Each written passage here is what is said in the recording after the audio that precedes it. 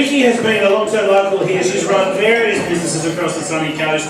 She has a heart of gold, and it's one of those people who you meet in life and you just think, you know what, you're making a difference in people's lives for the right reasons. Not quite to the Ebola level maybe that Mel and Liza were doing before, but certainly infectious nonetheless. Ladies and gentlemen, please put your hands together for Vickie Magic.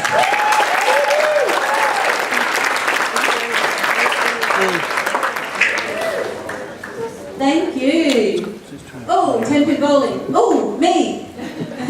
Oh, isn't that an awesome picture of me? I know, right? Mr. Magic, my beautiful husband here, who's a photographer, he took that picture, didn't he? Made me look good. Yeah.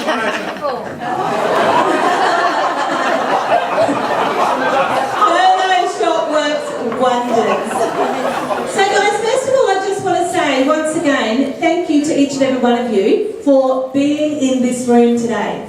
Congratulations. And I personally really appreciate you being here.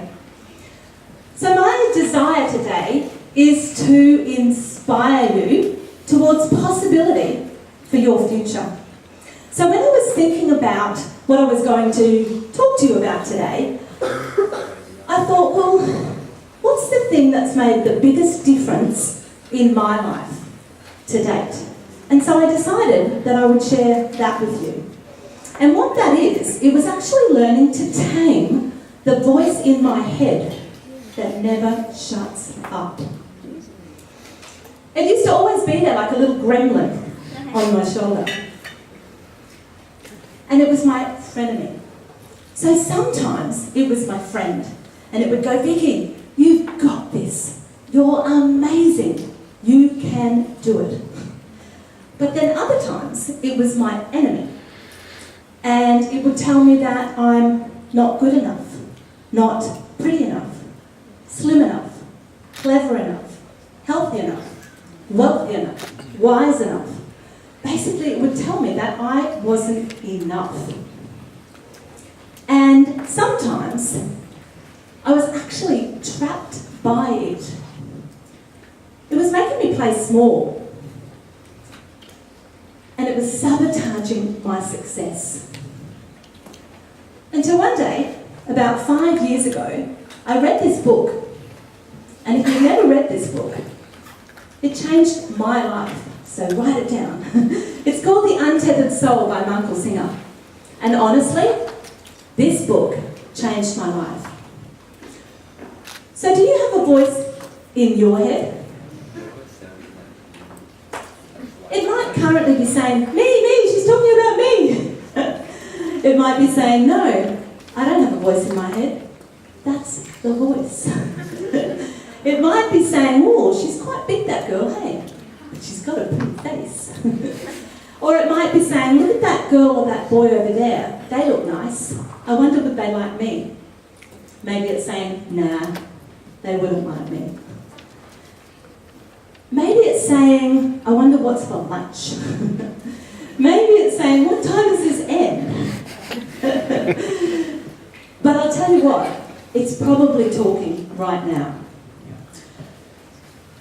You actually already have a little bit of control over this voice in your head. So I want you to make it talk right now. I want you to make it say, oi, where do you think you're going? Now, I want you to make it yell, oi, where do you think you're going? Inside your head. Now I want you to make it whisper, oi, where do you think you're going? You making it talk?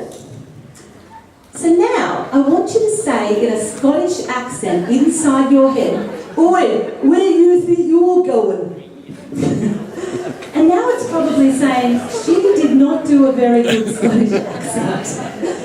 It's probably saying that right now. So who here wants to learn to tame it? Who here would think that learning to tame that voice in your head could make a difference to you? Because it changed my life completely. So what I'm going to ask you to do is I'm going to ask you to start by actually just in a moment. So first of all, I'm just going to tell you what I'm going to do, and then in a little minute we're going to actually do it. Who's up for that? Cool, cool. So the first thing that we're going to do, and I want to tell you as well, you can use this any time that voice in your head starts to take control. And it does a lot, hey? Has anyone here ever had that happen? Where that voice in our head tells us we're not enough, we're, blah, blah, blah. Yeah. And you know what? It actually sometimes gets to the stage where it convinces us that we should stay playing small. So for me, it used to actually say, hey, Vickie, don't try that again, because do you remember the last time you tried that? You failed. So better not try that again. So it actually stopped me then from taking risks and stepping outside of my comfort zone. So it's really important that we do learn to tame it, hey? Would you agree? Cool. So the first thing that I'm going to get you to do in a moment, but I'm going to talk you through it first, is to actually completely slow down your breath so that you actually breathe in and out as slow as you possibly can. In fact, breathing in and out to around about the count of 5 and just slowing everything down. And on the inward breath, on every inward breath, you're actually going to say thank you to the voice. Because the thing is that if you tell it to nick off, fight it, ignore it, tell it to go away, what happens? It stays and comes back stronger. So instead of that, we're actually going to say thank you to the voice. And then what we're going to do is actually relax into it. So relax every single part of your body and relax into the thought, whatever it is. Simply relaxing into it with the whole of your body, like a little frog. And then on the outward breath of every breath, you're going to say the words release and let go. Now, when I very first started doing this 5 years ago, I'm like, yeah, right, that won't work. But let me tell you something, 5 years later, changed my life. If I was suffering from any kind of anxiety, worry, stress, frustration, limited beliefs, what I thought I wasn't enough, using this was actually able to pull me through and out the other side.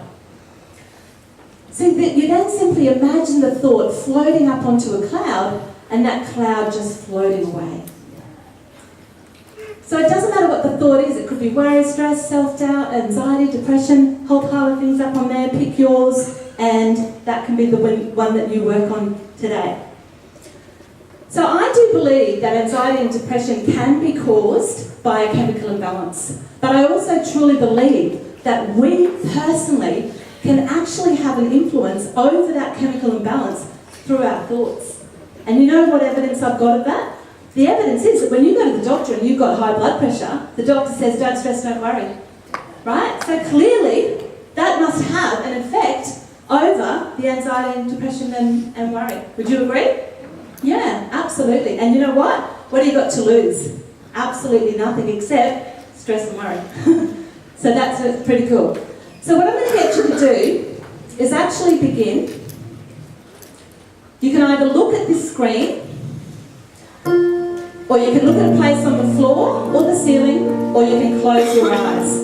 But put yourself into a trance-like state. Slow down your breath and breathe in and out as slow as you possibly can. Breathing in to the count of 5 and out. Slowing everything down. And then I invite you to bring forward a thought or a limiting belief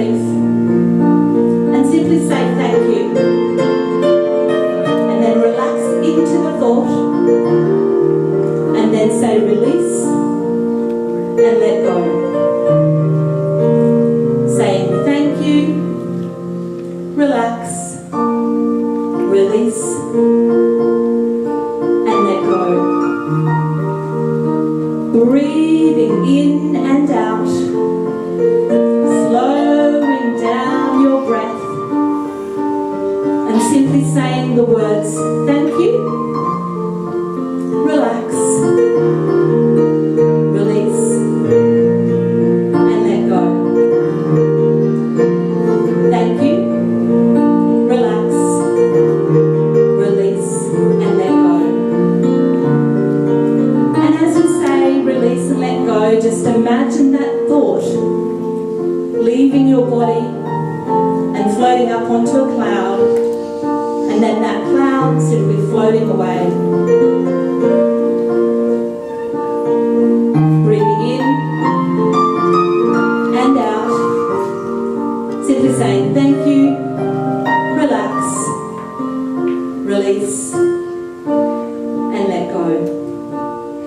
And then taking one final deep breath all the way in and out, noticing that you feel quite peaceful, calm, and relaxed, and that any negative emotion or any negative thought tends to have left your body.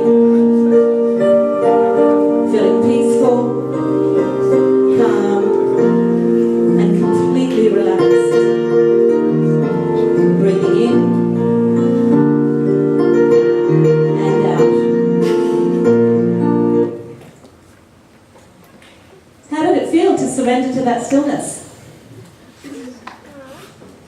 Can you imagine any time that you feel any kind of pressure, stress, worry, upset, frustration, whatever it is, you can actually just remove yourself. I use this, I go to the toilet sometimes and just sit there and do this for 2 minutes, and I promise you that when I come back, I actually feel good again. You can use this tool, guys. This tool, truthfully, changed my life. And like I said, when I first started doing it, I was like, yeah, right. And some of you might be sitting there now going, yeah, right. But I want to tell you, if you practice it and practice it and practice it, you actually get better. So in closing, I invite you to embrace possibility for yourself and your future. To use this tool to stop self-sabotage in its tracks and step into a brand new, exciting future. Who's up for that? Yes? No? Maybe? Are you up for that? Just ask yourself that question. Am I keen to step into a magical future just oozing with possibility? So are you? Yes. Cool. I want to tell you one more thing. Practice does not make perfect. Practice makes permanent.